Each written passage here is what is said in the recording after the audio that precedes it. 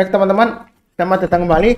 Pada kesempatan kali ini saya akan membahas analisa saham harian untuk periode tanggal hari ini 3 November 2021 sampai dengan besok 4 November 2021 ya. Jadi yang bagian pertama saya sudah bahas ya, 8 saham. Sebenarnya kelebihan satu ya, 9 saham ya untuk bagian pertama ya. Jadi yang belum nonton silahkan cek di video deskripsi di bawah ini ya untuk linknya ya. Jadi saya mulai langsung, ini sesi 1 break sudah mulai ya. Jadi waktu saya bahas ini jamnya jam 1:35 waktu Indonesia bagian barat ya. Saya mulai langsung dengan ITMG. Jadi kalau kita perhatikan di sini ITMG ya, sudah saya pernah sebutkan ya, ini area buy weakness-nya ya. Jadi kalau dia sudah naik ke atas 22.000, kalau mau mulai buy, spekulasi buy, silakan ya. Yang belum punya sebelumnya ya.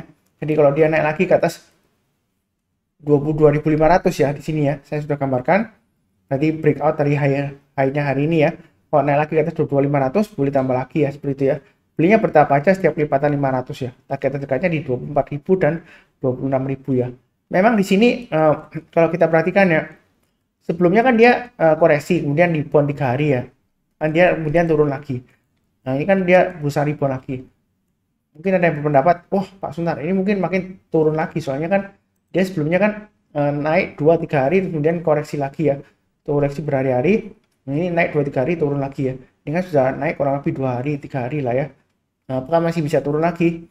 Memang di sini kita lihat areanya ya, dia cenderung downtrend tapi dia di area konsolidasinya. Acuan saya kalau dia masih bertahan di atas 22.000, dia masih ada peluang untuk naik lagi ke atas 24.000 ya. Bahkan naik lagi ke atas 26.000 dengan tembus ke 28.000 masih ada peluang ya untuk ITMG. Jadi kalau kondisi seperti ini ya, mau yang spekulasi buy on weakness silakan ya kan. Kalau sudah pasang trailing stop sudah jual ya, mau mulai buyback silakan, atau yang belum punya mau buyback silakan atau buy ya. Jadi saran saya sih buy-nya bertahap aja. Nanti kalau dia naik lagi ke atas 22.500 tambah lagi, naik ke atas 23.000 tambah lagi dan seterusnya ya. Karena memang dia testing area support 22.000 ya. Kalau misalnya nggak berani ya pilih saham yang lainnya, atau kita belinya bertahap aja lah, sedikit aja, nanti naik lagi tambah lagi ya dan seterusnya ya. Ya kurang lebih seperti itu untuk ITMG. Berikutnya untuk Pegas. Pegas di sini area buy weakness saya sudah sebutkan 1405. Sebelumnya ini kan kita lihat ya, ekor panjang ke atas naik, dia naiknya lumayan tinggi ya. Jadi ini memang area buy weakness ya. Kalau dia selama berada di atas 1430 ya dia masih ada peluang ya. Memang di sini candlenya hijau. Tapi kita jangan terlalu agresif ya kalau mau spekulasi buy sekarang kalau yang belum punya ya. Karena kalau kita lihat sebelumnya di sini ya, hijau dia naik turun lagi. Memang ini cenderung sideways atau konsolidasi ya. Intinya di sini ya, dia selama di atas 1405 ya, dia sebenarnya masih cukup bagus ya untuk Pegas ya. Memang dia cenderung sideways. Kalau mau tambah lagi atau buy up atau buy high sell higher, naik ke atas 1515 boleh buy ya. Naik ke atas 1545 tambah lagi. Jadi belinya bertahap aja. Kita lihat di sini high-nya kan di 1570 ya. Garis saya di 1600. Jadi kalau naik ke atas 1545 kita buy. Kemudian kalau dia berhasil breakout ke atas 1600 barusan kita tambah lagi ya. Atau kalau mau menggunakan acuan swing high 1570, naik ke atas 1570 tambah lagi atau buy up ya silakan ya. Naik ke atas 1600 tambah lagi silakan. Kalau dia sudah berhasil breakout ke atas 1600, target berikutnya di 1710 dan 1820. Itu untuk Pegas ya. Nah, kira-kira kedepannya seperti apa Pak Sunar? Kalau kita berkaca pada ini ya, kondisi sekarang memang dia selama di atas 1405 masih cukup bagus ya di sini ya. Nah, kita jangan terlalu kaku, dalam arti dia breakout lagi ke atas 157, masih memungkinkan nggak Pak Sunar? Ada ya, masih ada kemungkinan. Jadi kalau dia breakout, kalau kita lihat di Desember sebelumnya, dia bisa naik lagi dari breakout dari sekitar ini ya, sekitar 15 inilah, sekitar 1545 ya. Itu dia masih bisa naik sampai 1800-an ya, seperti itu ya. Bahkan koreksi, kemudian dia naik lagi bisa 1800 lebih ya. Ya setelah itu gagal ya. Jadi kalau kita lihat di sini peluangnya sebenarnya sih masih ada. Tapi kalau misalnya takut-takut ya ada 3 pilihan. Yang pertama belinya bertahap aja. Jadi naik lagi tambah lagi, naik lagi tambah lagi ya. Atau buy on weakness tunggu di 1405. Jadi kalau dia nyentuh di bawah 1405, kita belinya kalau dia berhasil rebound atau mantul ke atas 1405 kita buy. Kalau belum mantul ya kita jangan buy ya. Ya belinya bertahap aja, jangan terlalu agresif ya. Masih ada kemungkinan breakout, ada ya. Memang cenderung sideways, makanya kita belinya bertahap aja. Ya, kurang lebih seperti itu. Berikutnya untuk PRDA. Jadi PRDA hari ini dia naik tinggi ya karena sentimen dari laba bersihnya naik 318% ya, seperti itu ya. Dan juga emiten lainnya ya yang hampir sama, yaitu emiten di GNS ya, seperti itu ya. Uh, tapi kalau emiten di GNS saya nggak bahas, kenapa? Karena ya salah satu aja ya, jadi jangan terlalu banyak bahasnya, makin bingung ya. Ini volumenya tinggi memang ya, jadi yang ngikutin saya harusnya sudah buy lagi ya, naik ke atas 6.500 kan saya sudah sebutkan buy, naik ke atas 7.000 tambah lagi ya. Nah, seperti itu ya. Jadi target berikutnya di 7.500 dan 8.000. Kalau mau buy sekarang, apakah ketinggian atau enggak Mas Sunar? Ya sebenarnya sih kalau dia sudah rebound ini ya, kalau kita lihat dari beberapa waktu yang lalu, di sini ya kurang lebih ya ada naik tinggi, ya besoknya dia masih bisa naik, tapi dia cenderungannya belum berhasil higher high ya, seperti itu ya. Ya tapi kalau mulai rebound, kalau mau spekulasi buy high sell higher ya, silakan aja, selama di atas 7.000 dia masih ada harapan lah ya. Kalau sampai menjelang penutupan ini dia masih bertahan di atas 7.000, kalau mau buy menjelang tutup ya silakan, masih ada kemungkinan dia naik ke atas 7.500 dengan target 8.000 ada ya. Kalau mau buy on weakness lagi ya tunggu aja lagi di sekitar area 6.500 ya, seperti itu ya. Memang di sini sebelumnya saya gambarkan sekitar area sekitar area 6.650 ya. Jadi di sini saya pakai acuan hanya di sini ya, kurang lebih 475 sampai 6.500 lah ya.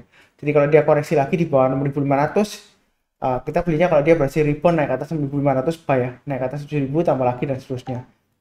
Jadi kadang-kadang sih kalau sudah naik tinggi ya kita tunggu aja, seperti sebelumnya ini naik ya, kemudian besoknya dia koreksi ya. Kemudian besoknya lagi breakout lagi Mas. Ya analisa teknikal ya memang seperti itu ya. Kadang-kadang kalau kita sudah gambar supportnya ya kan, kemudian dia turun, dia berhasil naik lagi ya, kalau uptrendnya sudah mulai bagus ya kita kejar lagi, kalau nggak berani ya pilih saham yang lainnya, atau solusinya ya belinya bertahap ya, seperti itu ya. Kondisi di sini saya rasa sih masih ada peluang untuk breakout ke atas 7.500, kurang lebih cukup. Berikutnya TLKM. Nah ini area buy weakness sudah saya sebutkan ya, 3640 ya, ini sudah berhasil naik ke atas 3640. Jadi kalau mau buy sekarang silakan, yang belum punya ya, naik ke atas 3720 tambah lagi, naik ke atas 3.800 tambah lagi ya, nyicil istilahnya ya, naik ke atas 3.850 tambah lagi. Tapi hati-hati, kalaupun mau buy sekarang pasang stop lossnya di 3570 dan 3.500. Kalau dia gagal bertahan di atas 3640 ya, dalam 1-2 minggu ke depan, maka ada kemungkinan dia testing area supportnya berikutnya di 3430 ya. Kalau dia turun lagi di bawah 3.400, dia turunnya bisa dalam ya, seperti itu ya. Jadi buy on weakness itu bukan tangkap pisau jatuh, enggak ya. Kita belinya kalau sudah berhasil rebound seperti sekarang ini ya, ini kan berhasil rebound. Kita mau buy sih beli-beli saja ya. Itu kurang lebih untuk TLKM cukup ya. Berikutnya untuk trim ya. Jadi trim ini masih naik ya. Emiten sekuritas saya sudah sebutkan sebelumnya ya. Nggak tahu alasannya kenapa naik ya, mungkin aja laporan keuangan baik dan sebagainya, saya nggak jelas ya. Saya nggak baca fundamentalnya juga. Seperti ini sih garisnya sudah saya berikan, pasang aja trade stopnya atau stop lossnya di 440 dan 400 ya. Buy on weakness tunggu aja di 320 ya, artinya kalau dia koreksi di bawah 320 kita belinya kalau dia berhasil rebound atau mantul ke atas 320 ya. Ini yang bagi yang mau trading di trim ya, seperti itu ya. Kalau saya sih kalau untuk emiten sekuritas biasanya saya nggak trading di sana ya, jadi ini khusus yang mau fokus di teknikalnya aja ya. Memang uptrendnya masih bagus ya, ya pasang aja trade stop dan stop loss kalau mau trading ya. Dan menurut saya sih jangan terlalu banyak di trim ya, ya secukupnya aja ya, karena volumenya sering timbul tenggelam ya. Jadi tiba-tiba ini naik, volumenya tinggi kemudian hilang ya, seperti itu ya. Di sini ya ini naik volumenya, besoknya masih naik, volumenya hilang, besoknya lagi ini volumenya juga hilang, makin turun ya. Jadi cenderungan risiko memang di sini pembelian asing, nggak tahu kenapa kok tinggi sekali ya. Apakah ada aksi korporasi saya nggak tahu, silakan cek beritanya. Laporan keuangan seperti apa saya juga nggak tahu ya. Kurang lebih cukup lah ya. Berikutnya ADRO. Jadi sebelumnya saya sudah sebutkan area buy weakness di 1715. Memang di sini berhasil ya, naik ke atas 1715 berhasil buy. Kemudian naik, harusnya kan kalau naik ke atas 1805 tambah lagi, tapi dia belum berhasil naik ke atas 1805, malah turun lagi ya. Kalau kondisi seperti ini ada dua pilihan lagi. Buy on weakness saya kasih dua area ya.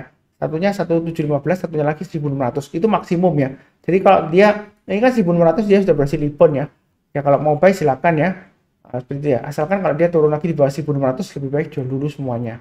Kalau dia sudah turun di bawah 1600, ini downtrendnya akan terus berlanjut ya. Memang kondisinya ini jangka pendeknya downtrend ya, walaupun sebelumnya dia uptrend ya. Ini sudah breakdown dari area konsolidasi yang sudah saya gambarkan 1715 dengan 1970 di high-nya kurang lebih ya 1980 di sini ya. Jadi sebenarnya kalau mau buy sekarang spekulasi buy on weakness boleh saja, asalkan ingat 1600 ya. Kalau dia gagal bertahan di atas 1600 ya ada kecenderungan dia turun lagi ke bawah. Bisa aja dalam sampai 1350 lagi ya bisa aja. Tapi saya nggak mendoakan koreksi dalam ya, nggak, mudah-mudahan aja dia rebound ke atas 1715. Kalau mau tambah lagi naik ke atas 1715 tambah lagi dan seterusnya ya, 1805 ke atas tambah lagi dan seterusnya. Jadi belinya bertahap aja, nyantai aja. Kita fokusnya di harga sahamnya ya, bukan di harga komoditasnya. Itu saran saya ya. Kurang lebih cukup. Berikutnya SMGR ya. SMGR ini gimana Pak Sunar? Kemarin turun, kena mungkin yang sudah beli ya, kena stop loss Pak Sunar. Garisnya kan di 9.100. Hari ini naik lagi. Masa kita buyback lagi? Ya kadang-kadang teknikal seperti itu ya. Kalau kita ini ya naik kemudian koreksi naik ya dia masih bisa higher high ya. Kalau kita buyback ya kalau dia berhasil breakout ke atas 9.400 ya masih memungkinkan untuk breakout ke atas 9.800 ada ya. Memang laporan keuangan untuk SMGR kalau salah sudah keluar ya untuk SMGR ya. Sebentar saya cekkan dulu ya beritanya ya. Salah di sini dari Mirai dia disebutkan profitnya itu untuk sampai dengan kuartal 3 2021 turun 10% kan dibandingkan dengan kuartal sebelumnya tahun 2020 ya. Seperti itu ya.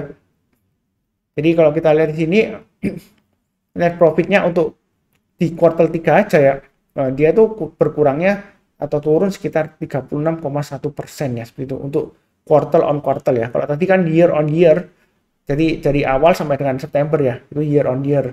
Tahun ini dengan tahun sebelumnya dia minus 10%. Tapi kalau mulai dari kita hitung dari kuartal 3 aja, dia itu dibandingkan dengan kuartal 3 tahun 2020 dia turun 36,1% net profitnya ya, seperti itu ya. Jadi nggak seberapa bagus, tapi kadang-kadang ya kalau kita trading pakai teknikal ya kita fokusnya di analisa teknikalnya ya, bukan di laporan keuangannya lah seperti itu ya. Ya kadang-kadang nggak tentu lah, saham yang laporan keuangannya turun atau malah rugi atau labanya turun drastis ya dia bisa aja sahamnya naik tinggi ya, kita nggak akan pernah tahu ya seperti itu ya. Ya fokusnya di teknikalnya aja, pergerakan harganya ya. Garis-garis sudah saya berikan, silakan diikutin. Yang berikutnya SMRA. SMRA ini sebenarnya lumayan menarik ya menurut saya. Dia masih cenderung naik ya. Memang di sini kalau kita lihat naik, koreksi, kemudian dia breakout ya. Kemudian dia ini terus koreksi ya. Selama bertahan di atas 910, dia masih ada peluang untuk breakout lagi ke atas 970 ya kayaknya ya. Tapi garis saya di 980 ya. Jadi kalau sudah punya, kalau mau tambah lagi naik ke atas 970 atau naik ke atas 980 boleh tambah lagi ya begitu ya. Kalau mau buy on weakness sebelumnya saya sarankan di area 825 kan, tapi berhubung dia sudah naik tinggi dan bertahan di atas 910, kita buy on weakness-nya di area 910 aja.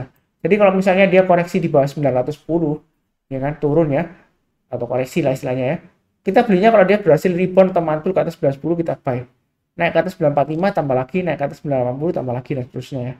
Kalau yang mau buy high sell higher ya tunggu aja naik ke atas 970 buy, atau pakai garis saya 980 ya, tambah lagi naik ke atas 980 ya. Target berikutnya di 1035 dan 1130 ya. Jadi 1130 ini memang agak jauh ya. Ini di masa tahun 2019 ya, akhir tahun ya, sebelum ada pandemi ya, sebelum itu ya, sebelum ada pandemi ya. Jadi dia pernah naik tinggi sampai dengan di sini kalau kita lihat sampai 1300-an ya. Kalau salah tempoh hari dia ada right issue ya. Sebelumnya dia ada right issue ya untuk SMRA ya. Jadi kita nggak akan pernah tahu ini kenaikannya sampai di mana, pasang aja trailing stop dan stop loss ya seperti itu ya. Coba saya lihatkan datanya masih ada nggak ya SMRA ya.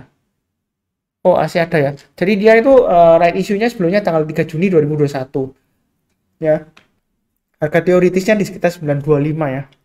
Jadi sih dia sih lumayan sukses ya. Ini berarti sudah di atasnya harga teoritisnya dari right issue-nya ya.